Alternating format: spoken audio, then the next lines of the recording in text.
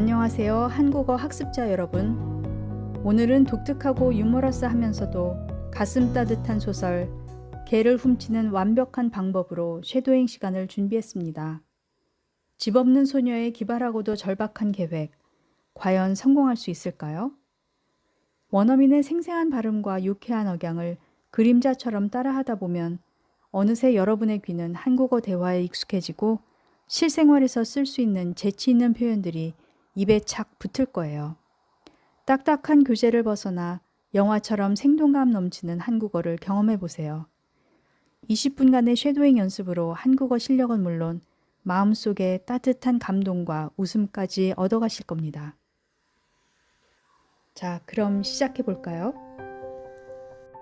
개를 훔치는 완벽한 방법. 바바라 오코너. 얘들아, 엄마 왔다. 엄마가 주차장을 가로질러 차를 향해 다가오고 있었다. 엄마가 뭘 좀 가져왔지. 열어보렴.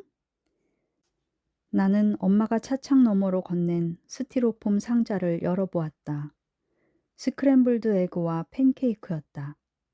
맛있는 냄새가 솔솔 풍겨왔다. 또 있지롱. 엄마는 장난기 가득한 표정으로 뒷좌석으로 종이봉투를 휙 던졌다. 토비가 봉투를 잡아챘다. 그러더니 봉투를 열자마자 환호성을 질렀다. 우와, 도넛이다! 녀석은 하얀 가루가 뒤덮인 도넛을 허겁지겁 베어물다가 콜록콜록 기침을 했다. 녀석의 입에서 새하얀 슈거 파우더와 도넛 부스러기가 뿜어져 나와 사방팔방으로 흩어졌다. 더러워! 나는 청바지를 탁탁 털며 투덜거렸다. 엄마는 미끄러지듯 운전석으로 들어와 백미러로 자기 얼굴을 요리조리 뜯어보았다. 이번 일은 꽤 괜찮은 것 같아 라고 말하면서 엄마는 손가락에 침을 묻혀 눈썹을 문질렀다. 팁이 엄청 후한데다 별의별 음식을 다 가져올 수 있거든. 음식이라고? 와, 이런 행운이 굴러 들어오다니. 이제 윌리 먹이 걱정은 할 필요가 없게 되었다. 나는 토비의 옆구리를 쿡 찌르고 엄지손가락을 번쩍 들어보였다. 녀석은 눈썹을 축혀 세우며 영문을 모르겠다는 듯 뭐? 라고 퉁명스레 대꾸했다. 나는 손을 내저었다. 모르면 됐다는 뜻이었다. 하지만 그런다고 물러설 녀석이 아니었다. 오히려 나에게 고개를 들이밀며 뭔데? 하고 속삭였다. 나는 설레설레 고개를 흔들고는 손가락 2개를 입에 대고 지퍼 잠그는 신용을 했다. 말하자면 이런 뜻이었다. 조용히 해. 엄마 앞에서는 말할 수 없단 말이야. 하지만 이 눈치 없는 멍청이가 그런 신호를 알아챌 리 없었다. 아이, 뭐냐고. 녀석의 목소리가 조금 커졌다. 방금 뭐라고 했니? 나는 토비의 발을 지그시 밟고 백미러를 통해 엄마한테 미소를 지어 보였다. 아무 말 안 했는데. 나는 등받이에 몸을 기댄 채 팬케이크를 먹었다. 시럽에 푹 절어 있음에도 불구하고 그렇게 맛있을 수가 없었다. 팬케이크를 다 먹은 다음에 노트를 꺼내어 이렇게 썼다. 윌리에게 갖다 주게 도넛 좀 남겨놔. 나는 그 페이지를 옆좌석으로 살짝 밀어놓고 또 한 번 토비를 쿡 찔렀다. 날 돌아보려던 녀석의 시선이 힐끗 노트로 향했다. 잠시 후 녀석의 얼굴에 미소가 번졌다. 오, 알았어. 뭐라고? 백미러 속 엄마가 다시 물었다. 나는 발 뒤꿈치로 멍청이의 발을 콱 밟았다. 아으! 녀석의 외마디 신음소리. 결국 엄마가 몸을 돌리고야 말았다. 뭐 하는 거야, 둘 다? 나는 손바닥으로 노트를 가리고 엄마에게 순진무구한 미소를 지어 보였다. 아무것도 아니에요. 아니긴 또 뒤에서 투닥거리던데. 하지만 엄마는 별로 신경 쓰는 것 같지 않았다. 곧바로 차를 세워둘 곳을 찾아야겠구나 라고 중얼거린 것을 보면 말이다. 나는 토비를 째려보았다. 개를 데려온 지 하루도 채 지나지 않았는데 이 멍청이는 벌써부터 엄마한테 들킬 준비를 하고 있었다. 오늘 우리가 한 짓을 엄마가 알아채지 못하는 게 오히려 기적일지도 몰랐다. 하지만 어쨌든 아직까지는 모든 일이 순조롭게 풀리고 있었다. 나는 윌리를 무사히 훔쳤다. 녀석을 숨길 장소도 마련했다. 엄마가 커피숍에서 일하면서 공짜 음식도 얻게 됐다. 이제 남은 일은 윌리 몫의 음식을 몰래 내 가방에 챙겨 넣는 일뿐이었다. 나는 노트를 무릎 위에 올려놓고 개를 훔치는 완벽한 방법 페이지에 4월 18일이라고 적었다. 그 밑에는 이렇게 써내려갔다. 제5단계. 개를 훔친 다음에 해야 할 일들. 1. 개가 무서워하지 않게 잘 돌보고 아껴준다. 2. 개가 나를 좋아하도록 잘 놀아준다. 3. 비가 내려도 젖지 않는 안전한 장소에 두어야 한다. 4. 개가 도망가지 못하게 끈이나 밧줄로 묶어둔다. 5. 개에게 음식과 물을 준다. 이런, 물이 있었구나. 그걸 까먹고 있었네. 그렇지만 물이 없다고 그리 큰 문제가 생길 것 같지는 않았다. 그래도 5번 항목 옆에 물음표 표시를 해두었다. 잊지 않고 방법을 찾기 위해서 말이다. 그날 밤은 도무지 잠이 오지 않았다. 빗방울이 불규칙하게 차 지붕을 때렸고 빗줄기가 차창을 따라 주르륵 흘러내렸다. 차 안이 너무 더워서 차창을 조금 열었더니 금세 빗방울이 얼굴을 때리고 베개를 적셨다. 엄마와 토비는 새근새근 잘만 잤다. 나는 둘의 숨소리를 들으며 윌리를 생각했다. 비 때문에 겁을 집어먹었으면 어떡하지? 고개를 빳빳이 들고 온몸을 흔들어대는 녀석의 모습이 눈앞에 선했다. 윌리, 무서워하지 마. 나는 고요한 밤 공기에 대고 나지막이 속삭였다. 차창에 김이 잔뜩 서려 있어서 밖이 전혀 보이지 않았다. 나는 차창에 손가락으로 윌리라고 써봤다. 큰 하트로 그 글씨를 감싼 다음 손바닥으로 쓱싹쓱싹 지워버렸다. 그리고 다른 생각도 모두 지워버렸다.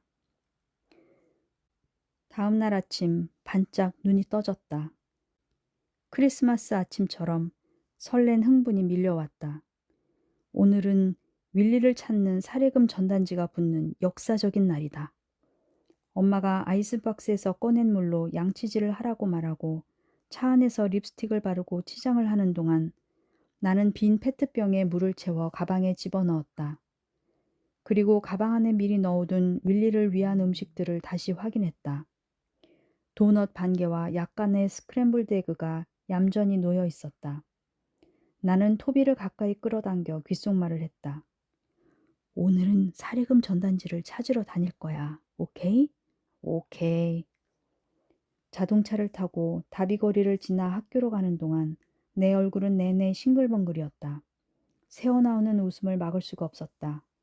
차창에 얼굴을 바짝 댄 채 눈을 부릅뜨고 지나치는 공중전화 박스마다 새로 붙은 전단지가 없는지 살펴보았다. 그러나 학교와 점점 가까워질수록 흥분이 가라앉고 실망이 점점 커졌다. 전단지를 붙이기엔 시간이 너무 짧았나? 걔가 사라지고 겨우 하루가 지났을 뿐이니까. 하지만 마음 같아선 모든 전화 박스와 모든 가로등 기둥에 전단지가 붙어 있어야 했다. 다비거리 전체가 전단지로 도배돼 있어야 했다. 큰 글씨로 적힌 사례금이라는 글자. 고개를 쳐들고 까만 털 한 대 사이로 세상을 바라보는 윌리의 사진. 그 모든 게 눈길 닿는 곳마다 있어야 했다. 그러나 그날 아침 차창 밖으로 보이는 풍경은 내 마음속 풍경과 전혀 달랐다. 전단지라고는 눈을 씻고 찾아도 보이지 않았다. 단 하나도 없었다. 그 어느 곳에도 없었다. 나는 부풀어 오르는 실망감을 애써 누르고 인내심을 갖자고 스스로를 타일렀다. 방과 후에는 전단지가 붙어 있을 거야, 분명히. 둘 다 학교 끝나면 곧장 차로 돌아와야 한다. 알았지? 엄마가 길가에 차를 세우며 말했다. 알았어요. 그리고 차에서 꼼짝 말고 기다려야 해, 조진아. 알았다니까. 참, 토비 숙제 좀 도와주렴. 나는 고개를 끄덕였고 엄마는 차를 몰고 사라졌다. 나는 토비의 팔을 붙잡고 다그쳤다. 뭐 발견한 거 있어? 전단지 말이야. 아니, 젠장. 나는 발을 굴렀다. 그 아줌마 사실은 윌리한테 별 관심 없는 거 아니야? 나는 머리를 절레절레 흔들었다. 말도 안 돼. 얼마나 관심이 많은데. 너도 봤잖아. 걔한테 관심 없는 사람이 그럴 리가 있어? 토비는 그저 어깨를 으쓱할 뿐이었다. 어쩌면 그 아줌마 돈이 없는지도 모르지. 야, 그 아줌마가 위트모어가 전체를 갖고 있어. 나는 힘주어 말했다. 학교 버스가 멈추어 섰다. 아이들이 일제히 쏟아져 나와 학교 정문으로 우르르 몰려갔다. 나와 토비도 아이들 물결에 휩쓸려 학교 안으로 들어갔다. 잘 들어, 토비. 학교 끝나고 국기 개항대에서 만나자. 윌리한테 음식 갖다 줘야지. 그 다음에는 사례금 전단지를 찾아봐야 하고, 오늘 오후쯤이면 분명히 전단지가 붙어 있을 거야. 엄마가 차 안에서 꼼짝 말랬잖아. 나는 눈을 부릅뜨고 토비를 쏘아보았다. 엄마는 우리가 뭘 하는지 모를 거야. 커피숍 안에 계실 테니까. 토비는 내게서 떨어져 자기 교실 쪽으로 갔다. 나는 그 모습을 물끄러미 바라보았다. 녀석의 옷은 주름투성이었고 머리카락도 길게 자라 지저분하게 엉켜 있었다. 누가 봐도 불쌍한 몰골이었다. 문득 나도 남들한테 그렇게 보이는지 궁금해졌다. 담임 선생님은 편지를 부모님에게 전했느냐고 나에게 100만 번쯤 물으셨고 나 역시 100만 번쯤 거짓말을 했다. 네, 전해드리긴 했는데요. 엄마 아빠가 진짜로 엄청 바쁘시거든요. 조만간 아빠가 선생님께 전화드린다고 하셨어요. 그래, 이거야. 꽤 훌륭한 거짓말이라고 나는 생각했다. 하지만 담임 선생님에게 거짓말을 할수록 마음이 불편해졌다. 화이트 선생님은 내 인생 최고의 선생님이다. 내가 닭튀김 기름이 묻어있는 과학 보고서를 그대로 제출했을 때도 화를 내지 않으셨다. 보스턴 차 사건에 대한 연극을 할 때 우리 반에서 유일하게 나만 의상을 챙겨 입지 않았는데도 선생님은 단 한마디도 나무라지 않으셨다. 그리고 내가 눈곱만큼도 아프지 않다는 걸 알면서도 양호실에 보내주셨다. 그러나 편지에 대한 문제만큼은 나도 어쩔 수가 없었다. 거짓말이 아니라면 뭐라고 대답할 수 있겠는가? 루에는 하루 종일 나와 단 한마디도 섞지 않으려 한다. 나는 어제 입었던 옷을 그대로 입고 있었다. 그날 아침 내가 교실에 들어서자 그 애가 슬며시 얼굴을 찡그렸던 것 같다. 휴식 시간 리자가 루엔을 쿡 찌르더니 날 손가락으로 슬쩍 가리킨 것도 같다. 내가 지나갈 때마다 애들이 내 이름을 들먹이며 킥킥대고 쑥덕쑥덕 하는 걸 들은 것도 같다. 누가 신경이나 쓴대? 정말이었다. 나는 그 애들에게 관심을 끈 지 오래였다. 심지어 루엔도 관심 대상에서 지워버렸다. 요즘에 나는 차 안에서 살게 되기 전까지는 상상도 못했을 일들을 아무렇지도 않게 해치우곤 했다. 그것 때문에 아이들이 서로 옆구리를 쿡쿡 찌르며 나를 비웃는 것일 테지. 가령 나는 멜리사 개빈이 반쯤 먹다 버린 그래놀라바를 쓰레기통에서 꺼내 윌리용 음식 봉지에 담았다. 제이크 샘슨이 나더러 거지라고 놀렸지만 나는 입을 꾹 다물고 아무렇지도 않은 척 내 자리로 돌아와 앉았다. 학교 일과가 끝난 후 나는 깃대 아래에서 토비를 기다렸다. 우리는 함께 윌리를 보러 낡은 집으로 향했다. 토비가 가방이 너무 무겁다는 둥, 발이 너무 아프다는 둥 내내 징징거렸지만 나는 간단히 무시해버렸다. 길 옆에 플라스틱 마가린 통이 있기에 주워서 셔츠 끝자락으로 먼지를 닦아냈다. 이건 윌리 물통으로 써야겠다. 나는 마가린 통도 가방에 쑤셔 넣었다. 토비는 자갈길을 걸어가는 동안 계속 천천히 좀 가 라며 보챘다. 그러더니 부주의하게 진흙탕을 탁 밟아버렸다. 신발이 흠뻑 젖고 진흙이 다리에까지 튀었는데 딱히 신경 쓰지도 않았다. 어쨌든 나는 속도를 늦추지 않았다. 조금이라도 빨리 윌리한테 가보고 싶었다. 보고 싶어 죽을 지경이었다. 윌리가 안전하게 있는 모습을 두 눈으로 봐야 직성이 풀릴 것 같았다. 집 모퉁이를 돌자 뒷 베란다에서 조그맣게 낑낑거리는 소리가 들렸다. 잠시 후 방충망 사이로 비죽이 내민 윌리의 머리가 보였다. 어찌나 반가운지 심장이 가슴 밖으로 튀어나올 지경이었다. 녀석은 나를 보자 온몸이 다 흔들릴 정도로 꼬리를 마구 흔들어댔다. 세상에서 가장 행복한 개의 모습이었다. 잘 있었니, 친구야? 나는 베란다 계단을 한달음에 뛰어 올라가 윌리를 힘껏 끌어안았다. 녀석은 내 얼굴을 구석구석 정신없이 핥았다. 배고프지? 라고 물어보며 가방을 여는데 음식을 꺼내기도 전에 녀석이 털북숭이 코를 가방 안으로 꾸역꾸역 들이밀었다. 여기 있어.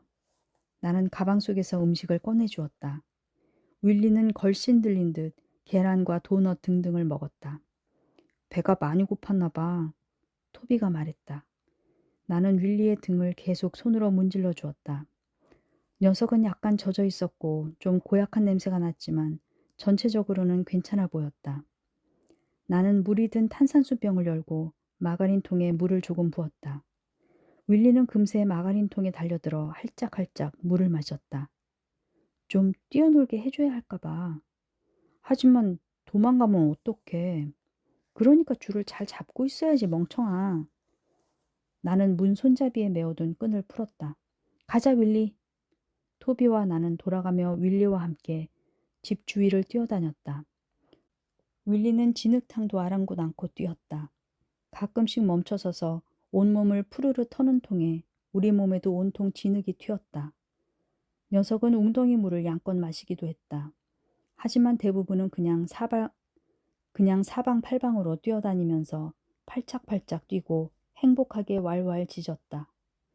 녀석을 쫓아다니려면 우리 둘 다 사력을 다해서 뛰어야 했다. 안 그러면 녀석이 끈을 끊어버릴 수도 있었다. 그만하면 충분해. 나는 숨을 몰아쉬었다. 윌리도 혀를 빼물고 헉헉대며 내 앞에 얌전히 앉았다. 녀석은 두 눈을 반짝이며 나를 올려다보았다. 뭔가를 바라는 듯한 눈빛이었다. 나는 무릎을 꿇고 녀석의 귀 뒤쪽을 살살 긁어주었다. 아무 걱정하지 마. 금방 집으로 돌아갈 수 있을 거야. 내가 다정하게 말하자 녀석의 거친 숨소리가 잦아들고 두 귀가 쫑긋 섰다. 녀석은 앞발을 내 무릎 위에 올려놓았다. 그 모습을 보고 토비가 속삭였다. 이 녀석 정말 귀엽다. 그치? 정말로.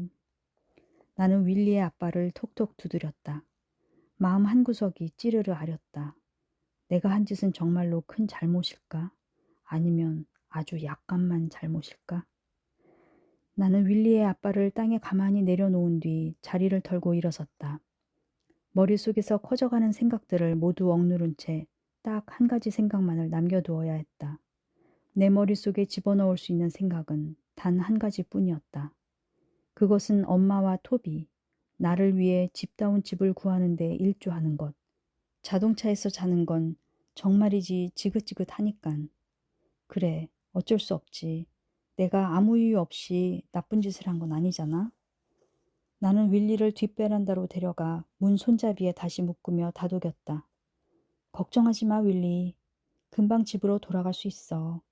누나가 약속할게. 나는 마가린통에 물을 한가득 붓고 윌리 옆에 놓아주었다. 침대가 필요하지 않을까?